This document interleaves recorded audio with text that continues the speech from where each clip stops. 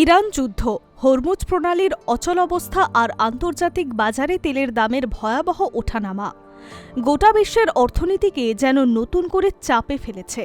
আর এই সংকটের সরাসরি প্রভাব পড়ছে ভারতের জ্বালানি নিরাপত্তার ওপরে।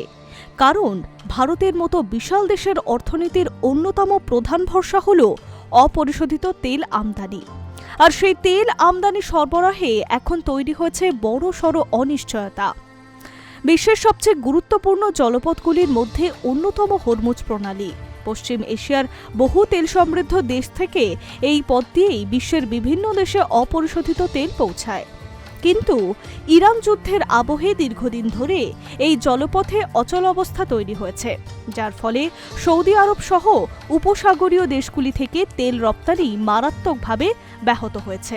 সম্প্রতি একটি বিদেশি রিপোর্ট বলছে, ওপেক প্লাস গোষ্ঠীভুক্ত দেশগুলির মোট তেল উৎপাদন এপ্রিল মাসে দৈনিক প্রায় 8,30,000 ব্যারেল কমে গিয়েছে।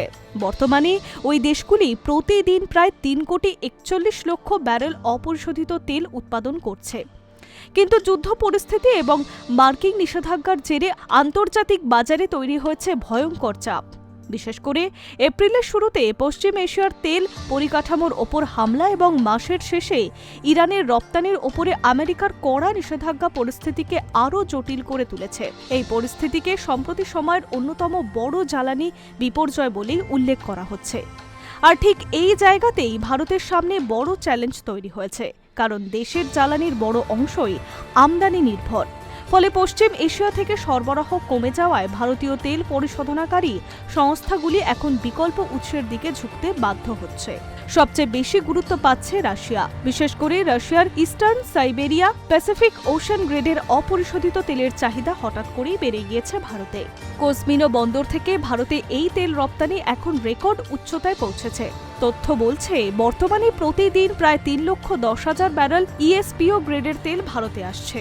কেন এত গুরুত্ব পাচ্ছে এই তেল? বিশেষজ্ঞরা বলছে, সৌদি আরবের আরব লাইট তেলের সঙ্গে রাশিয়ার এই তেলের গুণগত মিল রয়েছে। ফলে ভারতীয় রিফাইনারিগুলির জন্য এই তেল প্রক্রিয়াকরণ তুলনামূলক সহজ।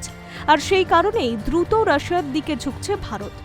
একসময় সৌদি আরব থেকেই ভারতের বিশাল তেলের অংশ আমদানি হতো। ফেব্রুয়ারি মাসে দৈনিক প্রায় 5,90,000 ব্যারেল তেল এসেছিল সৌদি আরব থেকে। কিন্তু এপ্রিল মাসে সেই সরবরাহ অনেকটাই কমে যায়। ফলে ভারতের কাছে বিকল্প খোঁজ ছাড়া আর কিছুই পথ খোলা ছিল না। তবে শুধু রাশিয়া নয়, ভারত এখন নজর বাড়িয়েছে ভেনেজুয়েলার দিকেও।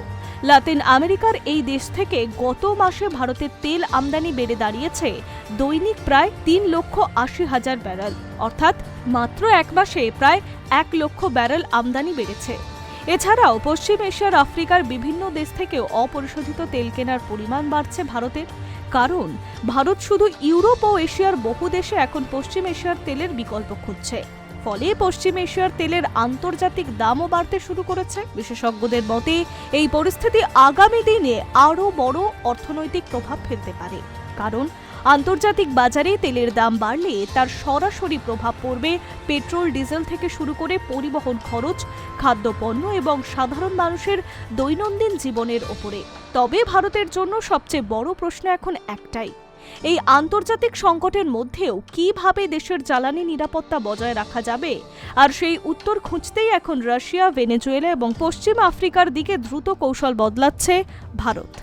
High news network.